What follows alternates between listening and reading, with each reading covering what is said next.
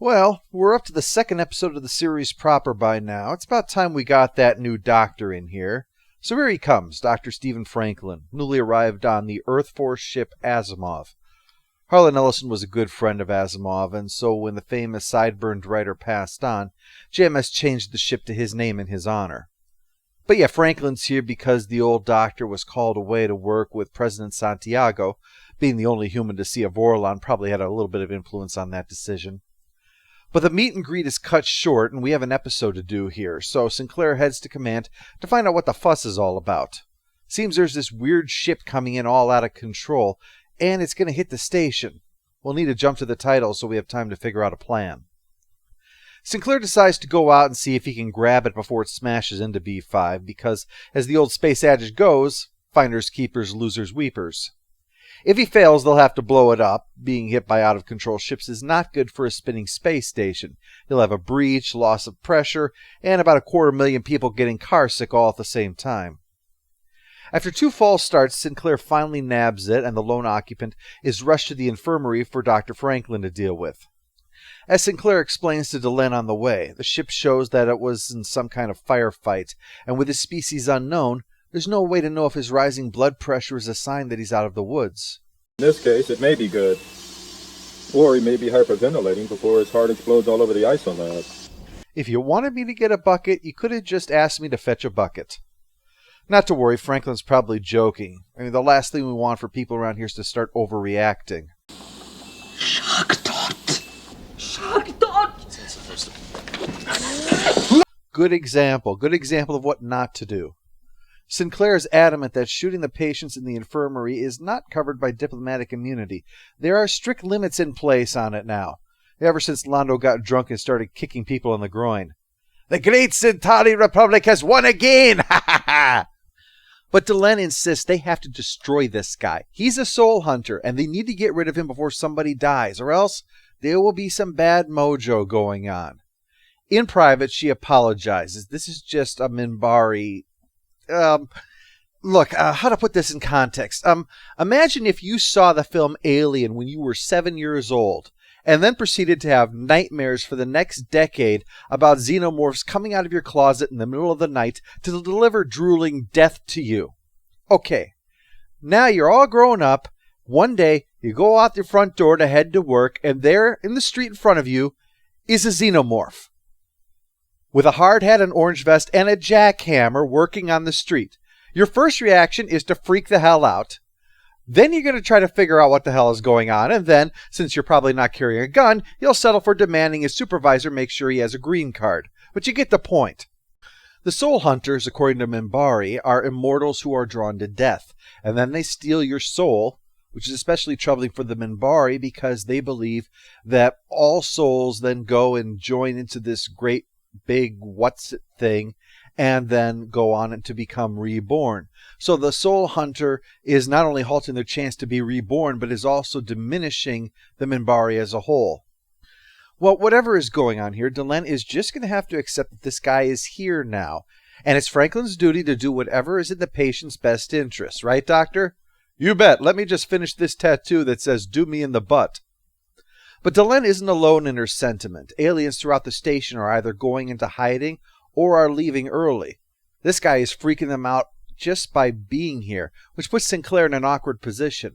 What do you do when someone is disrupting things solely by their presence? I don't mean by what they're doing, just by the fact that they're there. While we have to puzzle through that, the scum section is seeing a little shell game action. And shockingly, this guy is cheating. And even more shockingly, his mark doesn't like that. The soul hunter is suddenly wide awake and standing there, quite enraptured by the distant hunt. I guess that's the best word. I'm trying not to say anything sexually suggestive. It comes. It comes.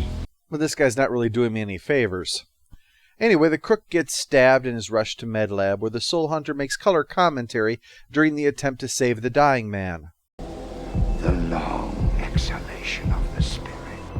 Can you see it, healer? Can you see it? Someone kill that speaker. Now the darkness comes for the speaker to be killed thoughtlessly by... It was just an expression. Well, the swindler dies and Franklin goes to have a word with that soul hunter. Gone now. Gone. Gone.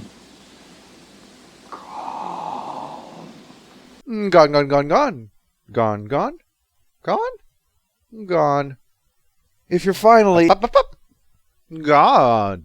Sinclair stops by to get some answers, but there is only one question you should be asking.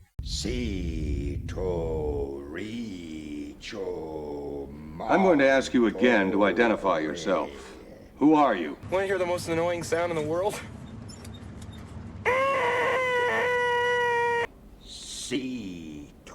Where are you from? What happened to your ship?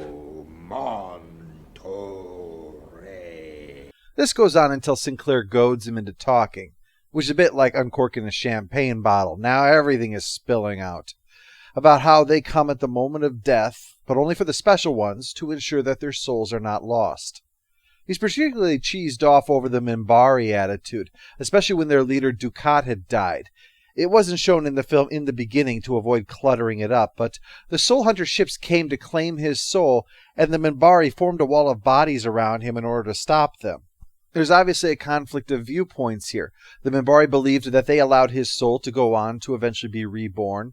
The Soul Hunters believed he was lost forever. And Franklin's view is that the best these guys can probably do is use technology to take a copy of someone's mind before death, and any idea of the soul being captured this way is just nonsense.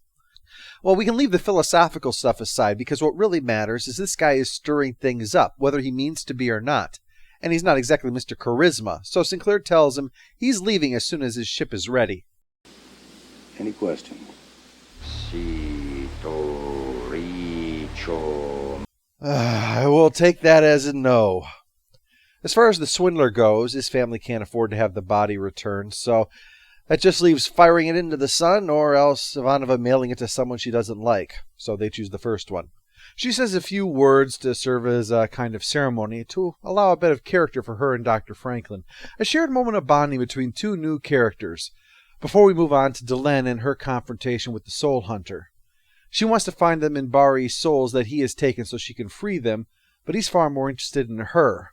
Well, her soul, to be more precise. She was there when Dukat died, and that was the beginning of a losing streak for him.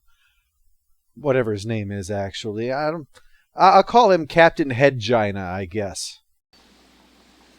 They called you Satai Delenn of the Grey Council. Curious. Curious. This is the first definite proof we've had that Delenn's role here is far greater than what would normally be expected for an ambassador. I mean, she's one of the leaders of their government, and yet she's here handling petty diplomatic issues on a station that's meant to address things that could easily be handled by someone else. She runs off, but it must have taken a lot out of the guy because he collapses, and the guard goes in to investigate. But of course, he's faking, and he grabs the guard's gun and knocks him out. Second time this episode. They really should put Velcro on those guns or something. He heads off to his ship to pick up his soul collection so he can talk with it. You know, you're the only ones that can understand me, floating souls and Christmas ornaments. Garibaldi reports in that they haven't found the guy, but he definitely took something from his ship, and now that they know he's up to no good, they're watching all the exits, so he's stuck. But right now that doesn't seem to be his goal anyway. My guess is he'll head toward the alien sector, assuming he hasn't already done so. He'd draw too much attention elsewhere. Right, he doesn't want to stand out in a crowd, so he's going to head to a place where everyone is going to freak out at the sight of him. That'll help him blend in. Even these guys go flinching away at a single bark from him, and they look like the kind of guys who are paid by the broken kneecap. Inside, he catches a criminal mastermind who can hook him up with stuff. You'll have to excuse me, I was just praying. Ha ha ha, bit of an icebreaker. He's here for full access to all areas of the station, which this guy can provide. Or so he says, and he has such an honest face. Well, as if their day hasn't been great enough, the crew discovers another Soul Hunter ship is coming. 2 soul hunters. Did somebody book a convention without telling me? I told you about it. Soultoberfest starts next Tuesday. Don't you remember? You get great big steins, you drop a red and gold ping pong ball in your beer, and then everyone gathers in a circle and sings, Shito Richo. This soul hunter says that he's actually here to help, and many will die if Sinclair doesn't let him on board. So grudgingly he's permitted to land, but I'm not sure what this guy can add. We've got a keen eye on security right here on the station. Got to get up pretty early in the morning to put one past us. Oh, was that a cheap shot? Well, it's just kind of hard not to pick on a security guard getting ambushed right next to a sign announcing security that, by the way, has misspelled the word security. The only thing that could make the picture of this guy's incompetence more complete was if he was looking down the barrel of his own gun and pulling the trigger the whole time. I think this is jammed. Let me pull on the trigger a few more times to see if I can clear it. Despite Garibaldi's protests, Sinclair insists on meeting with this new soul hunter, but they show up fully armed and ready to protect Sinclair with their big-ass guns if the guy pulls anything. But the soul hunter has arrived with a dire warning. That other guy, he's sick. He's probably about to commit murder. After the thing with Ducat and his streak of failures, he was completely unbalanced. And so he decided that the best way to do his job was to stop waiting around for death to happen and be a bit more proactive about it. When they figured out what he was doing, murdering people, they tracked him down and tried to stop him. They were actually the ones who damaged his ship. So thanks for helping out the serial killer. Well, obviously that didn't stop him. He's gone after Delenn now, and after catching her, he strapped her down and starts monologuing at her. I give you a great gift. To live forever in here. And I'll call you Rosebud. He's planning to kill her peacefully by bleeding her to death. It goes through here. The artery. Also, I have a bit of a foot fetish. You don't mind, do you? The other soul hunter can sense the coming death after they check Delenn's quarters, but at Sinclair's insistence, he points on the map where he senses it coming from, or to, or whatever. Garibaldi and Sinclair head in there with a bunch of guys, but Garibaldi's not too happy about it. Sinclair always has to play the hero, he says, and that should really be his job. I mean, his badge does say Security Chef on it, after all. Well, Sinclair does get to play the hero after all, because he finds the guy first. But old Lightbulb Head has already started to get her soul into the ball and discovered what the Grey Council has been up to, and even tells Sinclair that they're using him. But Sinclair releases the soul globes, which head over and begin protesting their situation or something. It distracts the guy really good, so when the soul machine starts firing at Delenn, Sinclair whips it around and points it at the other guy, which puts him down. Hey, they were just shooting at each other. It doesn't stop being a fight to the death just because one gets distracted. In the coda, Delenn seems to back up the remarks by making a delirious comment to Sinclair about them being right about him, which Sinclair knows she'll fail to elaborate on once she wakes up again. But what she will do, with his blessing, is free all of the captured souls, which combines the elation of touching the spiritual with the burden of saying goodbye and the tender application of a hammer. Soul Hunter is a tough one to encapsulate, but I'm settling on a rating of watchable. Soul Hunter is basically like a very weird delicacy. You take one bite of it and you're not entirely sure what to make of it, and might originally even be repulsed, but a second bite reveals a bit of a unique nuance to it. I guess I'm saying Soul Hunter is a pickled onion.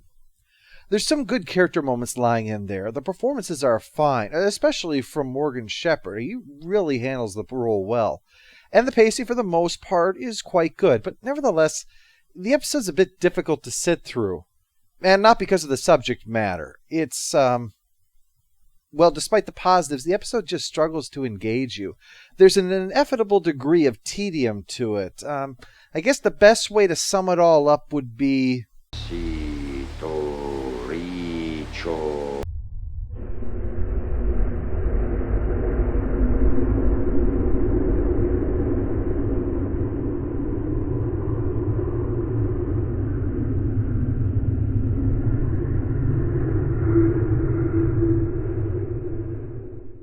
All hail the Overlord! All hail the Overlord! You're a pessimist. I'm Russian, Doctor. We understand these things.